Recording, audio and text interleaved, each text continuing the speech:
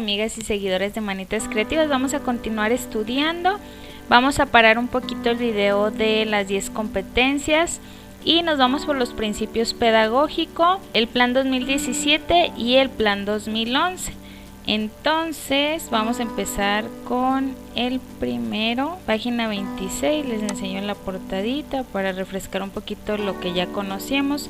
Plan de estudios. Nos vamos a la página 26 y aquí abajito viene. Recordemos que los principios pedagógicos del 2011 son 12 y del 2017 son 14. Vamos a ver el primero. Los principios pedagógicos son condiciones esenciales para la implementación del currículum, la transformación de la práctica docente, el logro de los aprendizajes y la mejora de la calidad educativa. El primero centra la atención en los estudiantes y en sus procesos de aprendizaje. El estudiante y sus procesos de aprendizaje. El centro y el referente fundamental del aprendizaje en el estudiante, porque desde etapas tempranas se requiere generar disposición y capacidad de continuar aprendiendo a lo largo de su vida, desarrollar habilidades superiores del pensamiento para solucionar problemas, pensar críticamente, comprender y explicar situaciones desde diversas áreas del saber, manejar información, innovar y crear en distintos órdenes de la vida. Los alumnos cuentan con conocimientos, creencias y suposiciones sobre lo que se espera que aprendan acerca del mundo que los rodea, las relaciones entre las personas y las expectativas sobre su comportamiento. En este sentido, es necesario reconocer la diversidad social, cultural, lingüística, de capacidades, estilos y ritmos de aprendizaje que tienen, es decir, desde la particularidad de situaciones y contextos. Comprender cómo aprende el que aprende y desde esta diversidad generar un ambiente que acerque a los estudiantes y docentes al conocimiento significativo y con interés. Hay una lectura muy buena del aprendizaje significativo. El aprendizaje significativo es de David Ausubel. Precisamente hoy nos mandaron un documento. Ya ven que estoy tomando un curso de la música con el profesor Javier Ramos de la Ciudad de México. Y en este documento que tengo abierto aquí, bueno, él es David Ausubel, es psicólogo. Aquí está. Bueno, este es un blog de Docentes al Día y está muy bueno para que aprendas un poquito de la teoría. También era un psicólogo estadounidense y era influenciado por las teorías de Jean Piaget. Planteó su teoría del aprendizaje significativo por recepción, el cual señala que el aprendizaje ocurre cuando el material se presenta en su forma final y se relaciona con los conocimientos previos de los estudiantes. Por ejemplo, aquí yo siempre en los videos les hablo mucho de esquemas mentales. Entonces aquí el aprendizaje significativo es conectar lo presente, el nuevo aprendizaje, con aquellos que ya tiene guardado el alumno y en interacción, siempre tiene que ser en interacción con el medio, pues que el niño logre conectar, ya sea cambiar esa idea que ya tiene, ya sea negar esa idea que pues comprueba que es errónea y ir modificando a nuevos esquemas mentales. Es un poquito en breve lo que podemos comparar de los aprendizajes significativos. Igual te dejo el link abajo por si quieres darle una leída a los aprendizajes significativos. Ok, seguimos en el programa 2011. Siguiente recuadro. Número 2. Planificar para potenciar el aprendizaje. Planificar, potenciar aprendizaje. La planificación es un elemento sustantivo de la práctica docente para potenciar el aprendizaje de los estudiantes hacia el desarrollo de competencias. Implica organizar actividades de aprendizaje a partir de diferentes formas de trabajo como situaciones y secuencias didácticas y proyectos, entre otros. Las actividades deben representar desafíos intelectuales para los estudiantes con el fin de que formulen alternativas de solución Para diseñar una planificación requiere reconocer que los estudiantes aprenden a lo largo de la vida y se involucren en su proceso de aprendizaje. Seleccionar estrategias didácticas que propicien la movilización de saberes y de evaluación del aprendizaje congruentes con los aprendizajes esperados. Reconocer que los referentes para su diseño son los aprendizajes esperados. Generar ambientes de aprendizaje colaborativo que favorezcan experiencias significativas. Y considerar evidencias de desempeño que brinden información al docente para la toma de decisiones y continuar impulsando el aprendizaje de los estudiantes. Desde esta perspectiva, el diseño de actividades de aprendizaje requiere del conocimiento de lo que se espera que aprendan los alumnos y de cómo aprenden, las posibilidades que tienen para acceder a los problemas que se les plantea y qué tan significativo son para el contexto en que se desenvuelven. Diseñar actividades implica responder a cuestiones como las siguientes.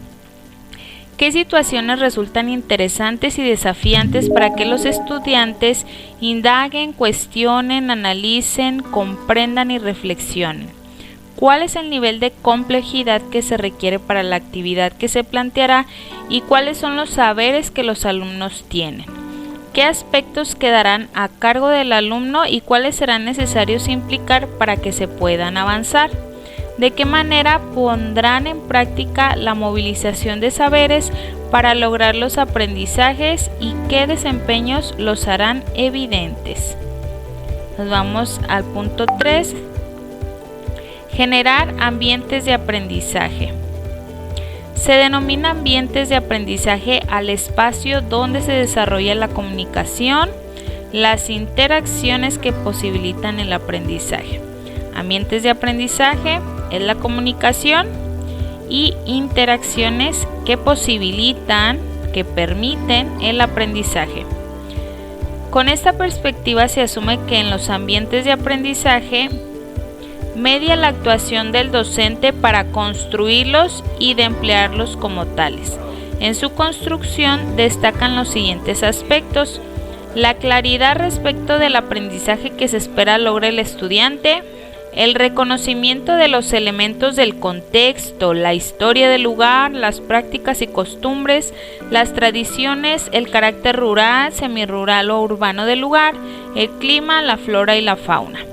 La relevancia de los materiales educativos, impresos, audiovisuales y digitales, y las interacciones entre los estudiantes y los maestros, o colaborativo para enriquecer sus prácticas considerando las siguientes características esperados. La educación básica favorece el desarrollo de competencias, el logro de los estándares curriculares y los aprendizajes esperados, porque una competencia es la capacidad de responder a diferentes situaciones e implica un saber hacer, que es las habilidades, con saber, el conocimiento, así como la valoración de las consecuencias de ese hacer, valores y actitudes. Los estándares curriculares son descriptivos del logro durante su propósito por la educación básica, asumiendo la complejidad y gradualidad de los aprendizajes. Acuérdense el video pasado que les platicaba de unas sesiones que tomé, hablaban de estos estándares curriculares. Es una escuela que se llama Conocer, llega a México y ahí hay muchísimos estándares curriculares. De hecho, una escuela o algún pedagogo puede comprar estándares para estar capacitado y pues seguir laborando su trabajo en muchos ámbitos: educativo, profesional, bueno, es infinidad, ¿verdad? Había que meterse un poquito más a fondo, pero por eso la importancia de esos estándares curriculares, que a nivel mundial son valoraciones que se hace de cierto aprendizaje y tiene reconocimiento. Los aprendizajes esperados son indicadores de logro que, en términos de la temporalidad establecida en los programas de estudio, definen lo que se espera de cada alumno en términos de saber, saber hacer y saber ser. Además, le dan concreción al trabajo docente al hacer constatable lo que los estudiantes logran y constituyen un referente para la planificación y la evaluación en el aula. Aquí es a donde queremos llegar siempre, a los aprendizajes esperados. Los aprendizajes esperados gradúan progresivamente los conocimientos, las habilidades, las actitudes y los valores que los alumnos deben alcanzar para acceder a conocimientos cada vez más complejos, al logro de los estándares curriculares y al desarrollo de competencias. Las competencias, los estándares curriculares y los aprendizajes esperados preverán a los estudiantes que las herramientas necesarias para la aplicación eficiente de todas las formas de conocimiento adquiridos, con la intención de que respondan a las demandas actuales y en diferentes contextos. Nos vamos al principio 6, usar materiales educativos para favorecer el aprendizaje. Yo le pego mucho a esto. En la sociedad del siglo XXI los materiales educativos se han diversificado, como sus formatos y medios de acceso requieren habilidades específicas para su uso. Una escuela en la actualidad debe favorecer que la comunidad educativa, además de utilizar el libro de texto, emplee otros materiales para el aprendizaje permanente. Algunos de ellos son acervos para la biblioteca escolar y la biblioteca del aula, contribuyen a la formación de los alumnos como usuarios de la cultura escrita, favorecen el logro de los estándares nacionales de habilidad lectora, permiten la contrastación y la discusión y apoyan la formación de los estudiantes como lectores y escritores. Materiales audiovisuales, multimedia e internet articulan códigos visuales, verbales y sonoros y generan un entorno variado y rico de experiencias a partir del cual los estudiantes crean su propio aprendizaje. En las telesecundarias estos materiales ofrecen nuevas formas, escenarios y propuestas pedagógicas que propician aprendizajes. Para este fin existen canales exclusivos de televisión educativa.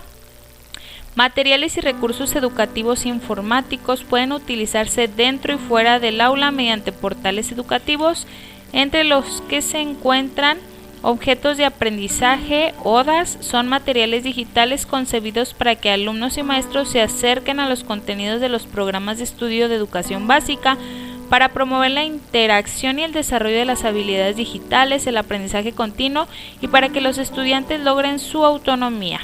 Planes de clases: sugiere a los docentes estrategias didácticas que incorporan las ODAs, los libros de texto y demás recursos existentes dentro y fuera del aula. Reactivos por medio de preguntas, afirmaciones y problemas a resolver. Apoyan a maestros y alumnos para identificar el nivel de logro sobre un aprendizaje esperado.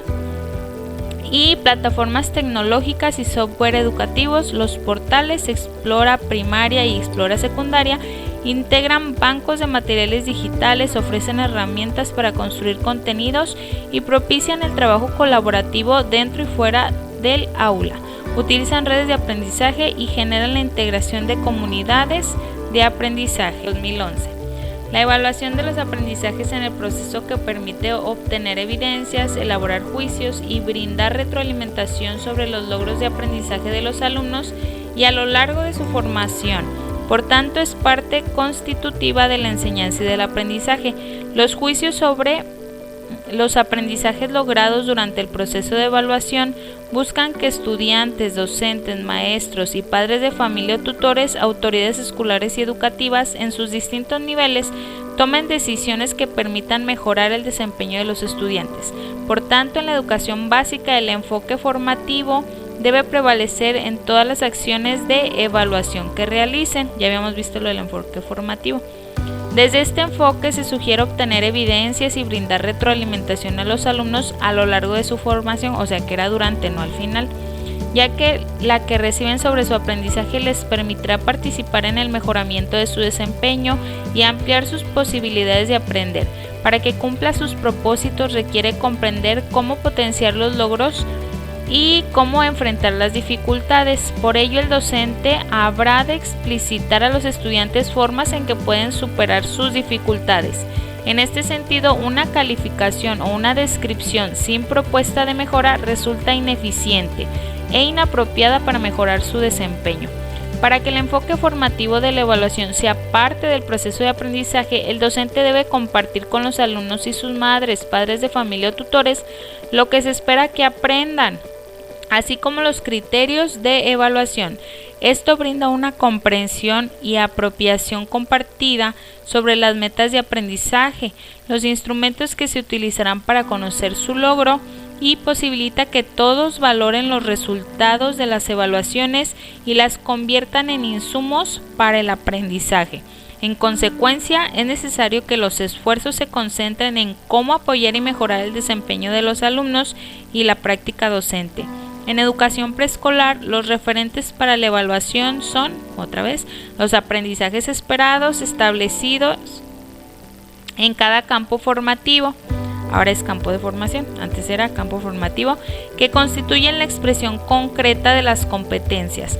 Los aprendizajes esperados orientan a las educadoras para saber en qué centrar sus observaciones y qué registrar en relación con lo que los niños hacen. Las formativas que se realizan, aquí está, durante el proceso de aprendizaje y son para valorar los avances, también las dificultades. Y las sumativas para el caso de la educación primaria y secundaria, cuyo fin es tomar decisiones relacionadas con la acreditación. No así en el nivel de preescolar, donde la acreditación se obtendrá solo por el hecho de haber cursado. Por eso es importante que asistan a clases. En segundo término se encuentra la autoevaluación y la coevaluación entre los estudiantes. La primera busca que conozcan y valoren sus procesos de aprendizaje y sus actuaciones y cuenten con base para mejorar su desempeño, mientras que la coevaluación es un proceso que le permite aprender a valorar los procesos y actuaciones de sus compañeros con la responsabilidad que esto conlleva, creación de oportunidades de aprendizaje y la mejora de la práctica docente. Heteroevaluación, la que hacemos nosotros con los estudiantes. De esta manera, desde el enfoque formativo de la evaluación, independientemente de cuando se lleva a cabo, al inicio, durante o al final del proceso, de su finalidad acreditiva o no acreditiva o de quienes intervengan en ella, docente, alumno o grupo de estudiantes, toda evaluación debe conducir al mejoramiento del aprendizaje y a un mejor desempeño del docente. Por ejemplo, todo esto viene así súper resumido de los primeros videos que subí de evaluación y planeación, creo que se llamaba. Hay 4 videos más explicado. Cuando los resultados no sean los esperados, el sistema educativo creará oportunidades de aprendizaje diseñando estrategias diferenciadas, tutorías u otros apoyos educativos que se adecúen a las necesidades de los estudiantes.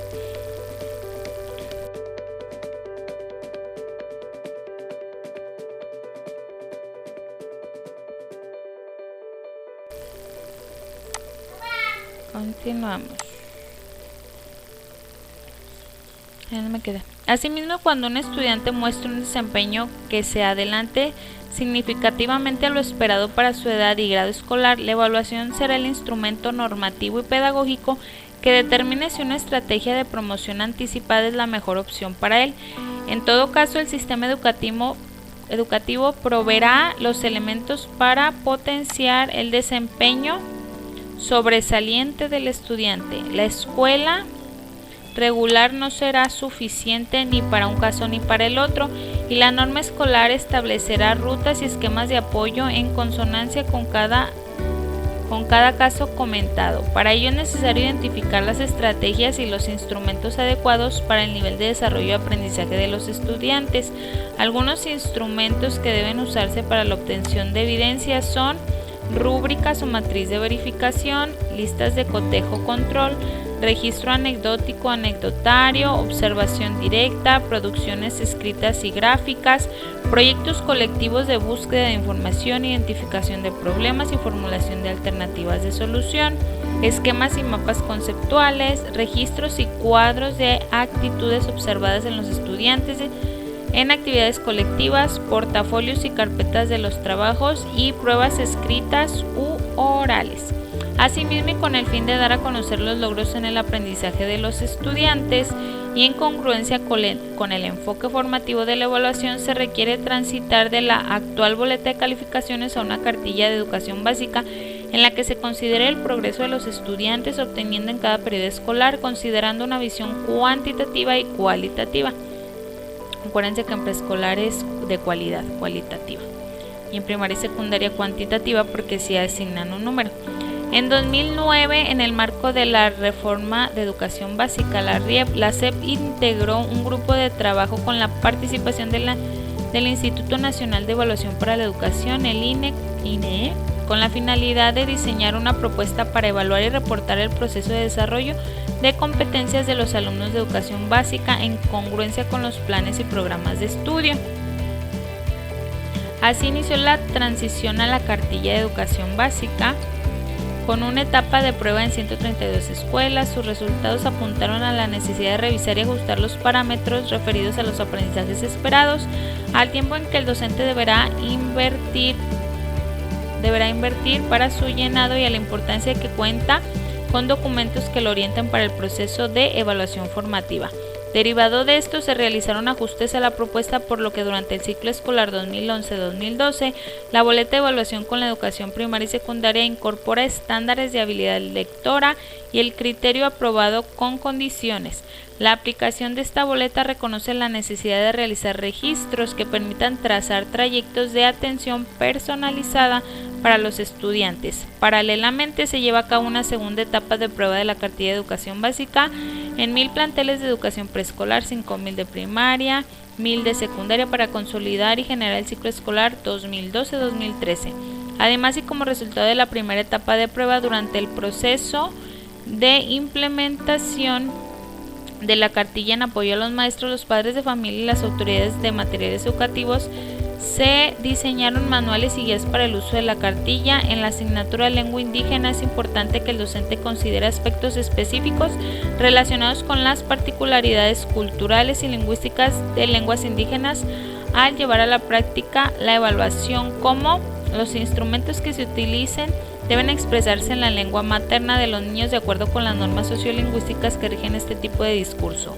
2. Los estilos lingüísticos, el código utilizado y el vocabulario expresado en los formatos o reactivos de evaluación que se utilicen deben ser claros para los niños, tomando en cuenta las normas sociolingüísticas de su lengua de su origen, que operan en relación con la infancia y en función de parámetros relativos o jerarquías sociales o género.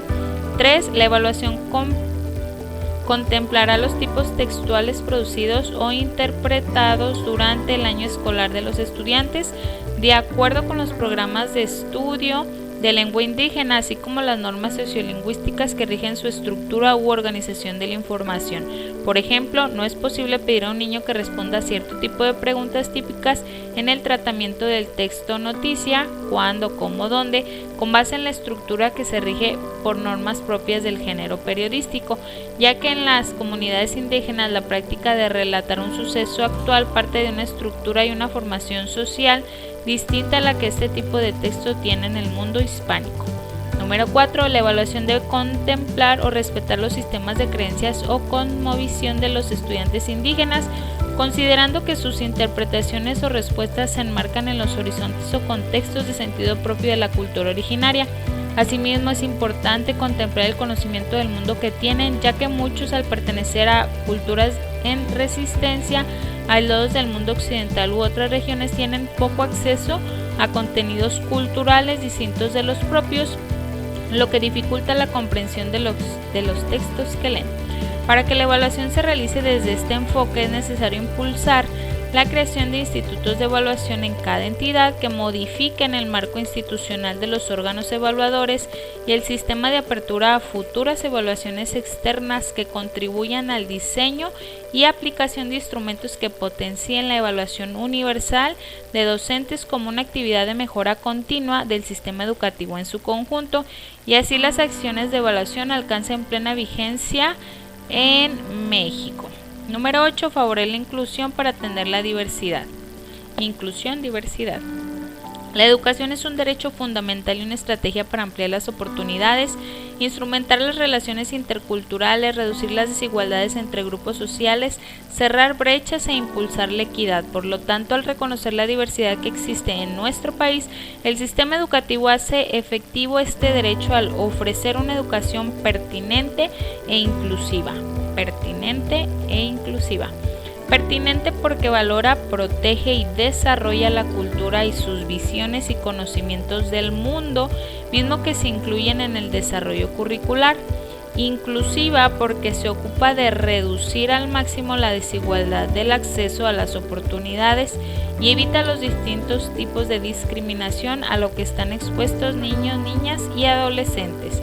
En correspondencia con este principio, los docentes deben promover entre los estudiantes el reconocimiento de la pluralidad social, lingüística y cultural como una característica del país y del mundo en el que viven y fomentar que la escuela se convierta en un espacio donde la diversidad puede apreciarse y practicarse como un aspecto de la vida cotidiana y de enriquecimiento para todos, para atender a los alumnos que por su discapacidad cognitiva, física, mental o sensorial, visual o auditiva requieren de estrategias de aprendizaje y enseñanza diferenciados. Es necesario que se identifiquen las barreras para el aprendizaje (BAP) con el fin de promover y ampliar en la escuela y las aulas oportunidades de aprendizaje, accesibilidad, participación, autonomía y confianza en sí mismos, ayudando con ello a combatir actitudes de discriminación. Por otra parte, para atender a los alumnos con aptitudes sobresalientes, el sistema educativo cuenta con modelos de enriquecimiento escolar y extraescolar y brinda parámetros para evaluar a quienes muestren un desempeño significativamente superior al resto de sus compañeros en el área intelectual y requieran de una promoción anticipada. Para el logro de este principio es indispensable la organización, la toma de acuerdos y la vinculación entre autoridades, directivos, docentes, madres, padres o tutores. En este sentido, a la educación básica le corresponde crear escenarios basados en los derechos humanos y el respeto a la dignidad humana, en lo que en cualquier estudiante, independientemente de sus condiciones, se desarrolle intelectual, social, emocional y físicamente. Para ello se requiere que los docentes desarrollen empatía hacia las formas culturales y necesidades de los alumnos que pueden ser distintas a sus concepciones. Número 9. Principio pedagógico 9. Incorporar temas de relevancia social. Los temas de relevancia social se derivan de los retos de una sociedad que cambia constantemente y requiere que todos sus integrantes actúen con responsabilidad ante el ambiente natural y social, la vida y la salud y la diversidad social, cultural y lingüística, por lo cual en cada uno de los niveles y grados se abordan temas de relevancia social que forman parte de más de un espacio curricular y contribuyen a la forma crítica, responsable y participativa de los estudiantes en la sociedad. Estos temas favorecen aprendizajes relacionados con valores y actitudes sin dejar de lado el conocimiento y la habilidad y se refieren a la atención de la diversidad, la equidad de género, la educación para la salud, la educación sexual, la educación ambiental para la sustentabilidad, la educación financiera, la educación del consumidor y la prevención de la violencia escolar, bullying, la educación para la paz y los derechos humanos, la educación vial y la educación en valores y ciudadanía. Muy importante. Principio pedagógico número 10. Renovar el pacto entre el estudiante, el docente, la familia y la escuela. Desde la perspectiva actual se requiere renovar el acto entre los diversos actores educativos con el fin de promover normas que regulen la convivencia diaria, establezcan vínculos entre los derechos y las responsabilidades y delimiten el ejercicio del poder y de la autoridad en la escuela con la participación de las familias. En la escuela la aplicación de reglas y normas suele ser una atribución exclusiva de los docentes y del director, dejando fuera la oportunidad de involucrar a los estudiantes en la comprensión de su sentido y el establecimiento de compromisos con las mismas.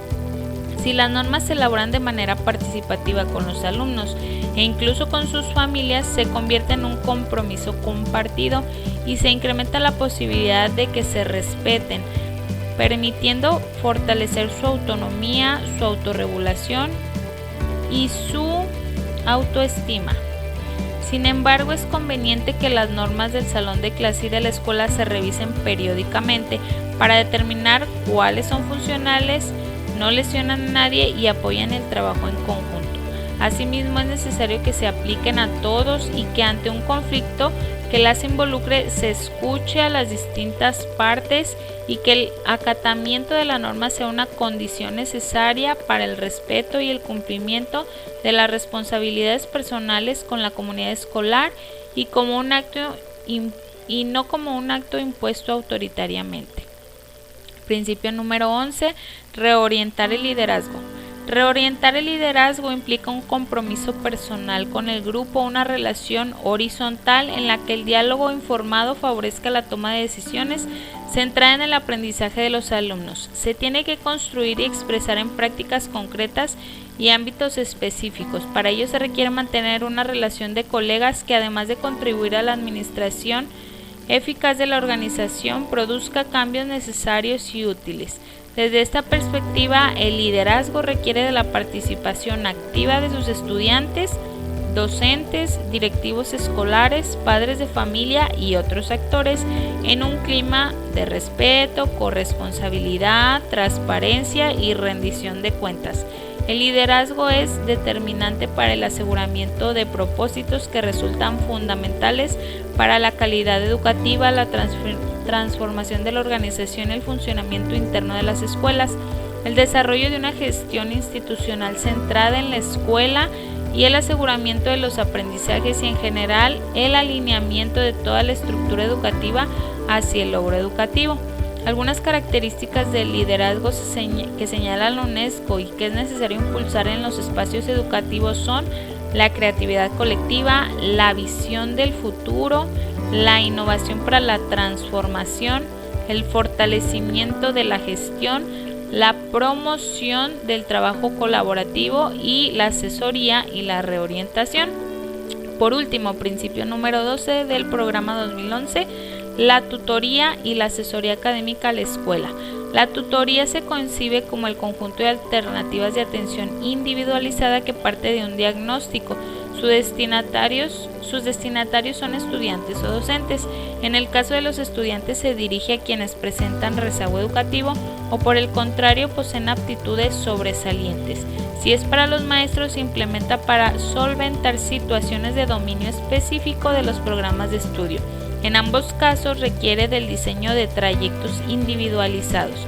La asesoría es un acompañamiento que se da a los docentes para la comprensión e implementación de la nueva propuesta curricular. La asesoría es un acompañamiento que se da a los docentes para la comprensión e implementación de las nuevas propuestas curriculares. Su reto está en la resignificación de conceptos y prácticas. Tanto la tutoría como la asesoría supone un acompañamiento cercano. Esto es concebir a la escuela como un espacio de aprendizaje y reconocer que el autor y el asesor también aprenden. Hasta ahí lo dejamos. En el próximo video vamos a abordar los principios pedagógicos, pero del plan 2017. Muchísimas gracias, sigue compartiendo, deja tu puntito para que llegue verdaderamente a las maestras que haga falta, sobre todo si eres una persona que tiene muchos trabajos en tu día. Pon este audio antes de dormirte, a levantarte, a estar cocinando, y después tómate tu tiempo donde estés muy tranquila para que vayas realizando tus apuntes. Recuerda que al escribir, la escritura permite que conserves un poquito mejor los aprendizajes. Muchísimas gracias. También comparte estrategias de estudio que tú tengas. En lo personal, yo acostumbro a hacer dibujos y eso es algo que aprendí ya grande en la normal. Para mí era muy difícil. Yo leía y no entendía absolutamente nada, no se me quedaba nada.